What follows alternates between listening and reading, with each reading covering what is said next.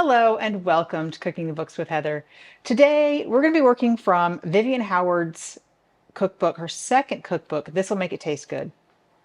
And we are going to be making butternut soup. That's what she calls it. It's butternut squash soup. And I have this very, very large butternut squash. It does call for a large butternut squash, but I have a feeling that this is even a little larger than she expects.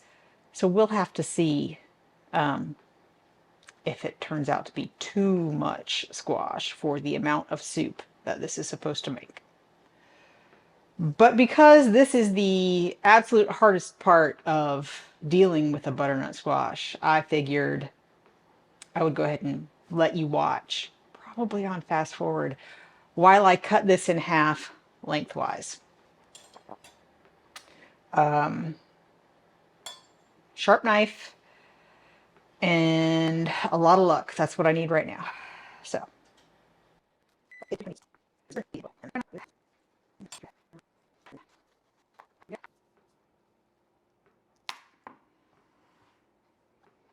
That is a very large squash. Okay, I like to use an ice cream scoop to scoop out the seeds usually.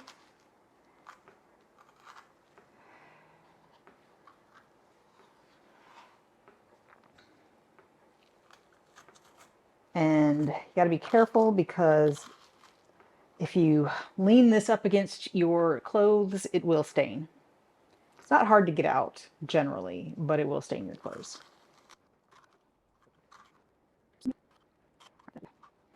All right, I'm going to move this to my baking sheet, which I have put parchment paper on just because I don't want to have to deal with any overflow sticky bits that may happen. There's one more step before we put these in the oven. We are supposed to score the flesh. She doesn't give you any real instructions, but I'm going to kind of cross hatch it a little bit and try not to hurt myself with this very large knife. I was going to use a paring knife, but in fact, let's get that out. Let's see if that actually works. It's kind of hard because winter squash. Be very careful cutting towards yourself like that, especially with hard things. All right, that worked out okay.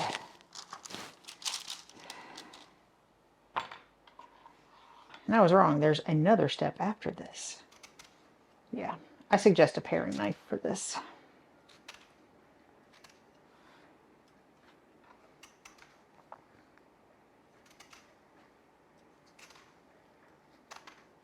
That will help it cook a little bit faster. Okay, I would not generally actually measure this, but I will because there is a measurement in the recipe. I'm just supposed to drizzle this on.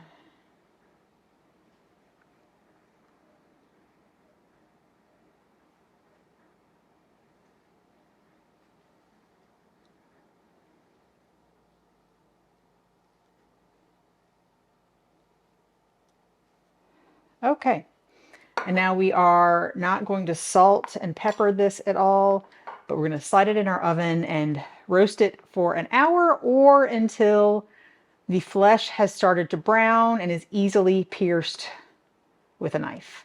So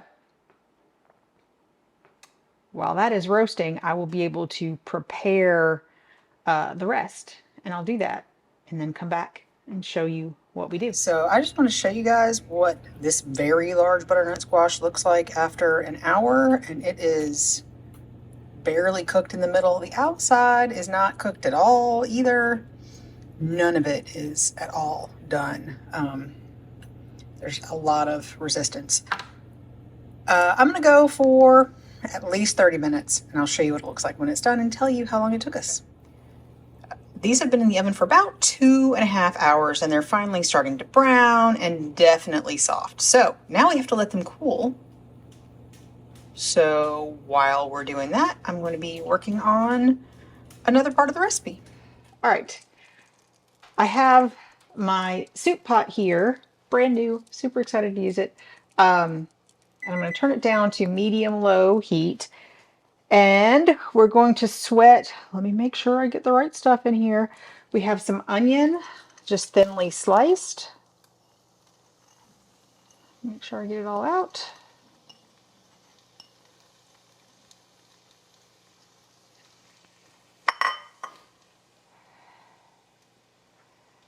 We have ginger. Oh, that's not ginger. This is ginger. Yeah.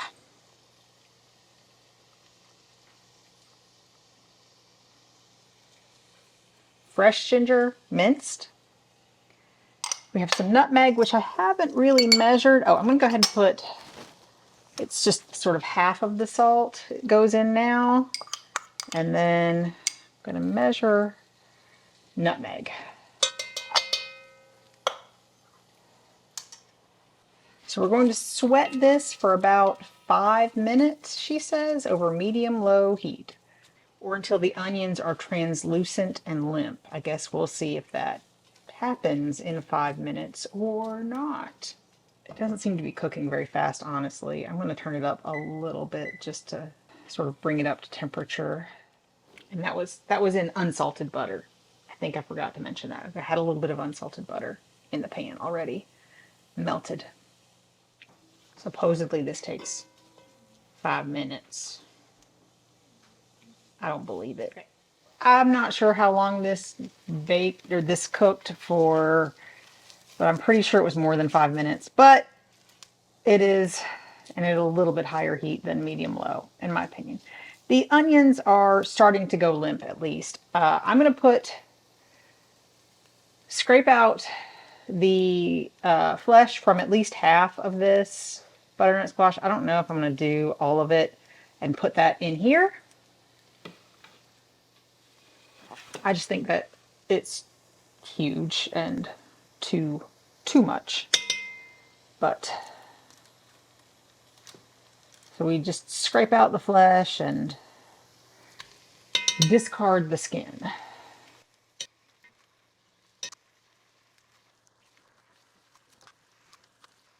All right, so we're going to add some more salt. I'm going to start with that half of the squash, and we will see. And now we're going to add some broth. Now, I did not have enough homemade chicken or vegetable broth to make this soup in my freezer, so we're just going to go with store-bought. And I'm not going to feel bad about it. And then I'm going to see if I think I need more of the squash.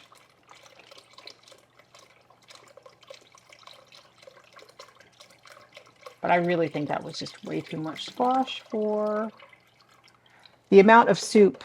She says it should make 6 cups of soup in the end, and I think that that is probably 6 cups of squash. But I think I might need a little bit more than what I have in here right now. So I'm going to go with a little bit more, and then we'll just save the rest for another use.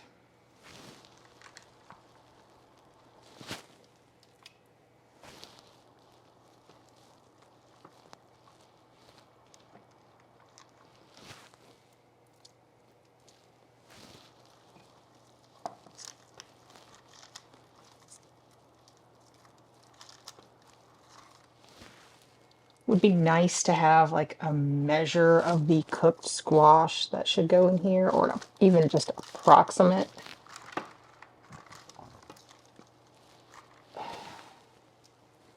But I'm going with my best guess.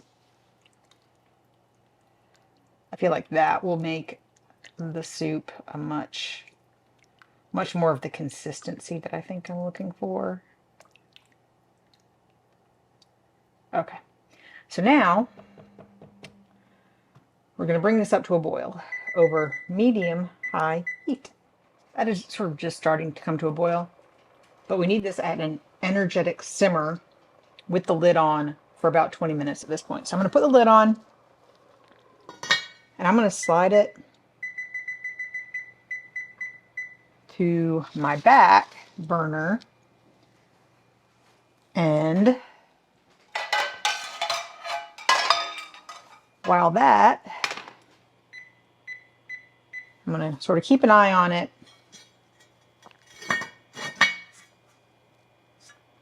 Make sure it sort of stays at an energetic simmer. Low boil, energetic simmer. I think they seem to be about the same thing. And then we're going to be making sort of a relish to put on top.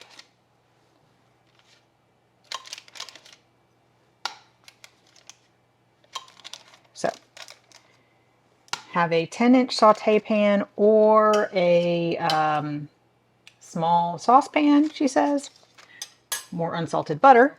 All right, so we have our butter melted in this pan. We're going to add some leeks. These are supposed to be 1/2-inch slices.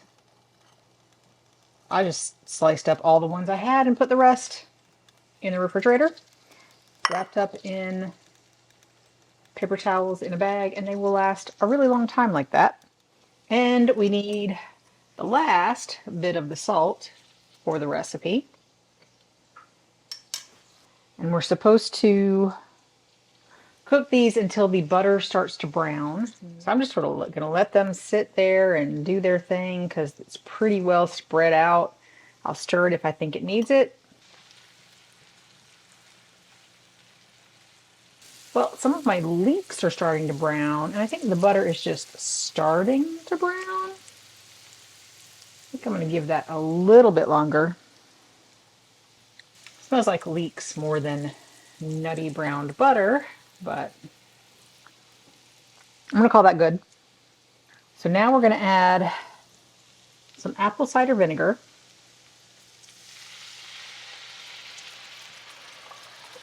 And some maple syrup. I have some bourbon barrel aged maple syrup, but you can use whatever. So I would go with regular maple syrup, not pancake syrup.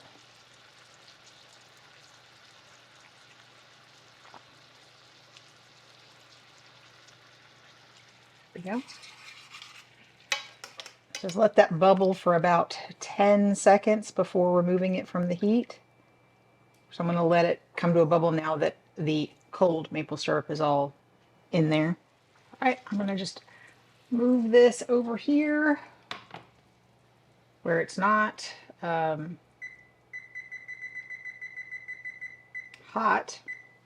I'm going to put this, ooh, those are warm. Put this back on the front.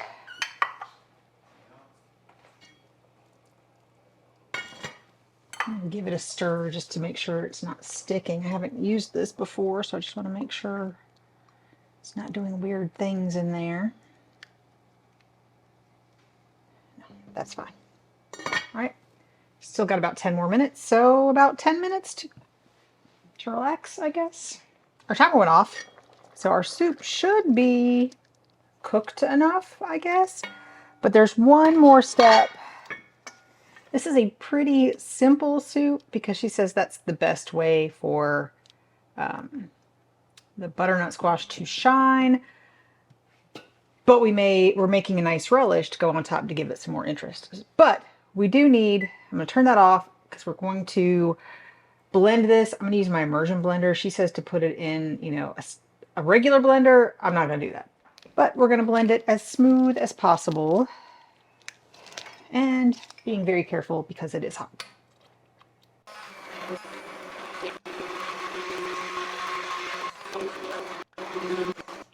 Okay.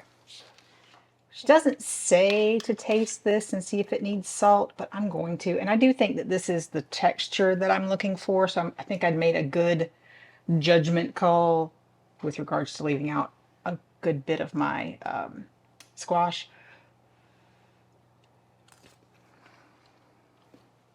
I think the salt level is absolutely fine. So I'm going to move this back here, and we just have to finish up our relish.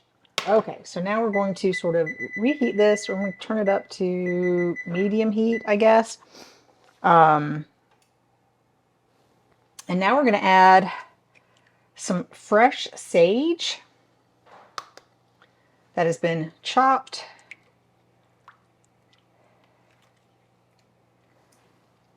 We're going to add a, what does she call this? A large, crisp eating apple. I went with not a honey crisp. I went with a Pink Lady, which is one of my favorites. It's a little tart, but pretty sweet and very crisp. And then it's sliced thinly. That's a lot of apple for what she says should be 3 servings, but we'll see. We'll see. And then these are V's nuts, which is a lot like Viv's Addiction, but I'll link that up here. I think we just made these, but they are a lot like something we've made before. And we're just going to stir that up. And we're going to serve this on top of our soup. So I think that is, I mean, it wasn't sitting there for very long, so I think it's warm enough, and I'm just trying to get the apples all separate and coated with the liquid. All right, so we will show you what this looks like and tell you what we think in just a minute.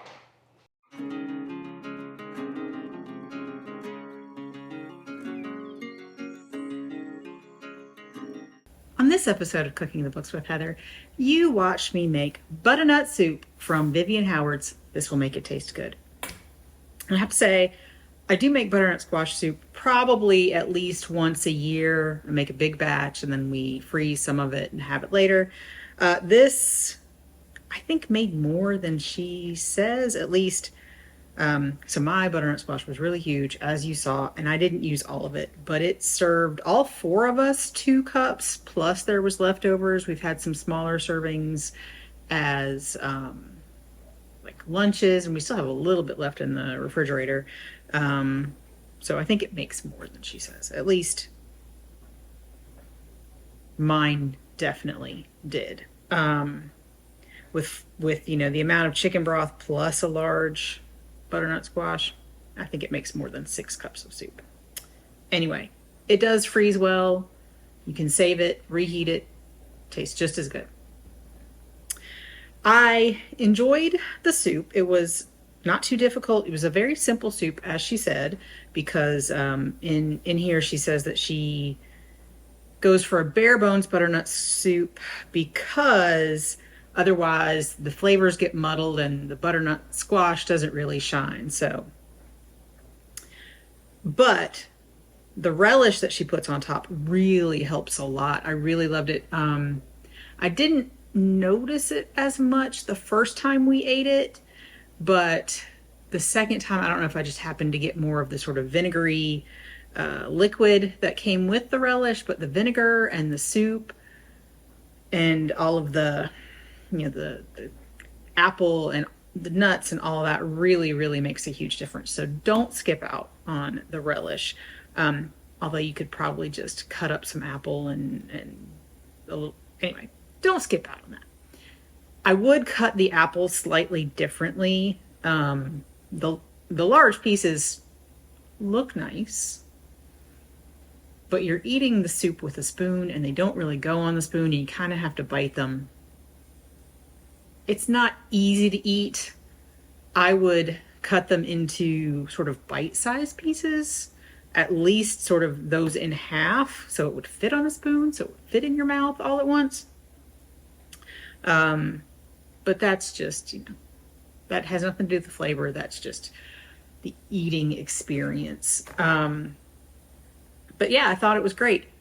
Another thing I would add, which we did add sort of when we reheated it for lunch, we had some creme fraiche. So a little bit of sour cream or a little bit of creme fraiche stirred in right before you eat it. Just took it to another level. I think it was great.